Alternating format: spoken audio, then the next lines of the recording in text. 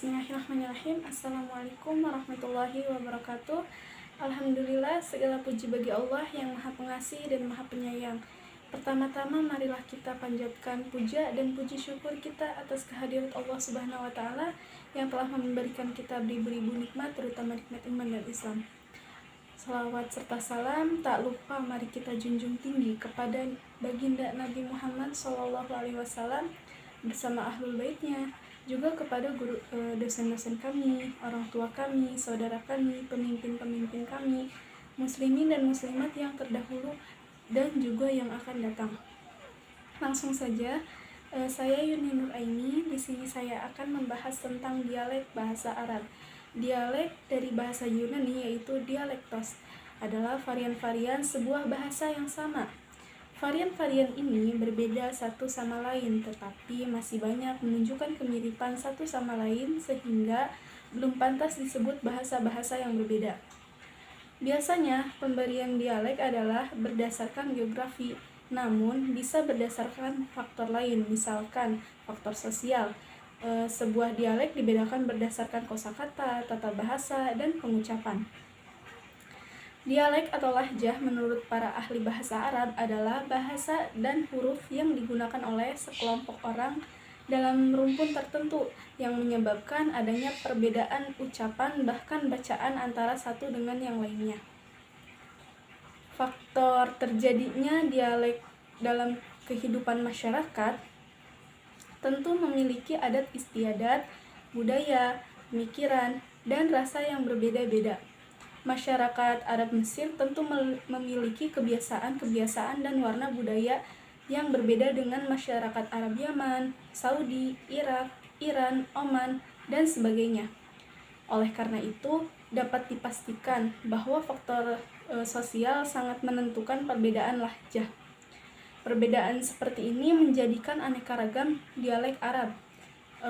Perubahan sosial kebudayaan yang terjadi di wilayah tertentu akan mempengaruhi karakteristik bahasa yang digunakan. Bahasa merupakan bagian dari budaya, maka dalam pendekatan sosiolinguistik, perubahan budaya ini secara langsung akan mempengaruhi penggunaan bahasa, dan di sisi lain perubahan yang terjadi pada bahasa merupakan respon bagi perubahan sosial budaya itu. Setelah revolusi Mesir tahun 1952 dan setelah masa kemerdekaan bangsa-bangsa Arab dari kolonialisme, bahasa Arab mengalami perubahan yang diakibatkan perubahan sosial tersebut. Pada tataran lahjah, perbedaan secara sosiologis ini juga merupakan faktor dominan yang mempengaruhi perbedaan lahjah Arabiah, baik secara personal maupun siokultural. Contohnya kata kohwah bagi orang Mesir dibaca gohwah, kof dibaca go, sedangkan orang Arab Saudi membaca kohwah itu dengan ahwah, kof dibaca hamzah. Lalu klasifikasi dialek Arab kuno.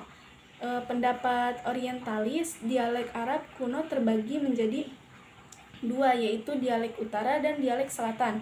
Israel dan Lipanson menyatakan bahwa pendapat yang tadi tidak tepat karena bukan merupakan kategorisasi berdasarkan geografis dan sejarah yang tepat. Dan waktu itu belum ada batasan yang jelas antara bagian utara dan selatan Arab.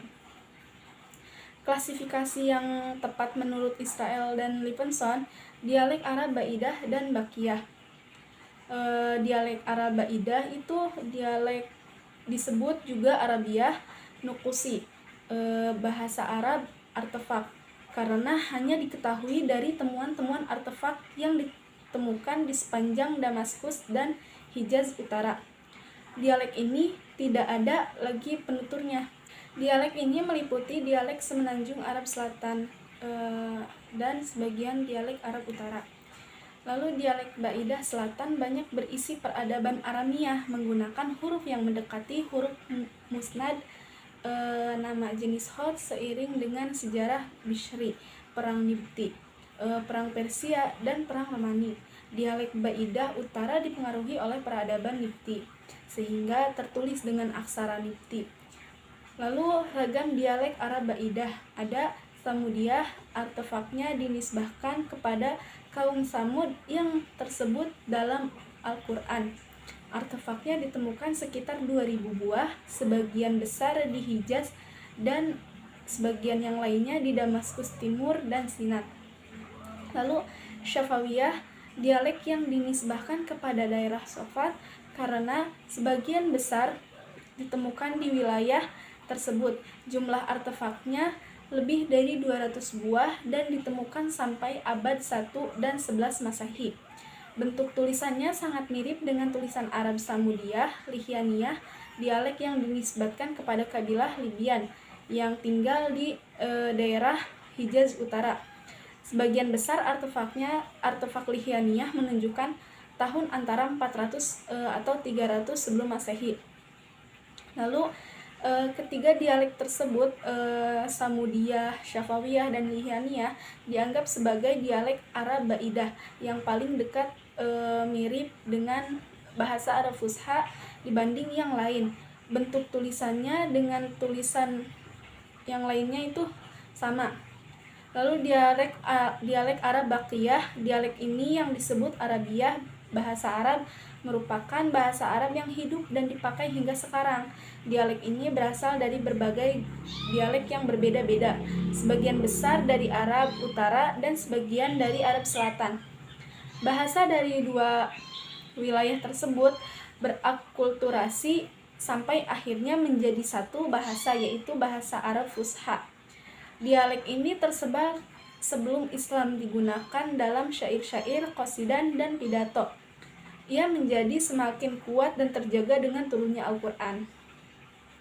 Lalu fenomena seputar bahasa Arab Fusha yaitu Baqiyah.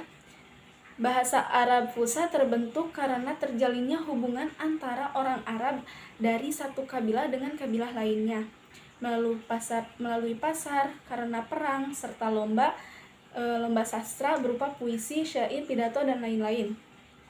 Di sekitar bahasa Arab Fusha terdapat beragam dialek yang berbeda dalam hal fonem, makna kata dan kalimat, kaidah serta kosakata.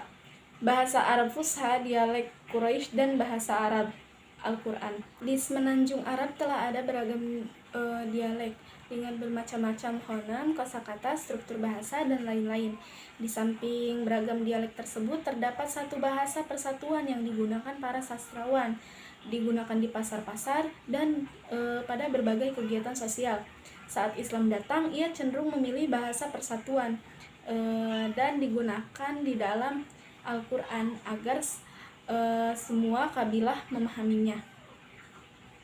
Lalu di dalam Al-Quran terdapat berbagai jenis dialek dari kabilah-kabilah Arab, terutama kabilah Tamim, Huzair, Jarham, dan lainnya, hingga mencapai banyak dialek. Dialek Quraisy merupakan dialek yang dominan di dalam Al-Quran sesuai dengan kesepakatan ahli bahasa.